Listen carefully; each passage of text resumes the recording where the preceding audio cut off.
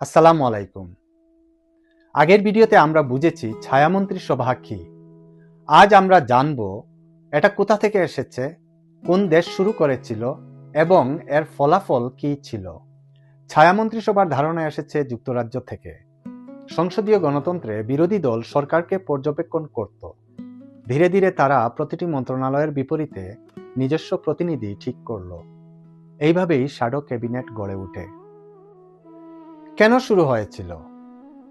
মূল উদ্দেশ্য ছিল ক্ষমতার ভারসাম্য, যাতে সরকার একতরফা সিদ্ধান্ত না নেয়। ফরাসি চিন্তাবিদ মন্টেস্কু বলেছিলেন, ক্ষমতা যদি নিয়ন্ত্রণহীন হয় তা অপব্যবহার হয়। যুক্তরাজ্যের পরে অস্ট্রেলিয়া ও কানাডাও এই পদ্ধতি অনুসরণ করে। ভারতেও সংসদীয় ব্যবস্থায় বিরোধী দল সংগঠিতভাবে কাজ করে। সব দেশ একভাবে না করলেও ধারণাটা একই, সরকারের পাশাপাশি শক্ত বিরোধী দল। জন লক বলেছিলেন, সরকার জনগণের সম্মতিতে চলে, আর সেই সম্মতি টিকে থাকে যখন জবাবদিহিতা থাকে। ছায়ামন্ত্রিসভা হোক বা না হোক, মূল কথা একটাই, গণতন্ত্রে নজরদারি দরকার।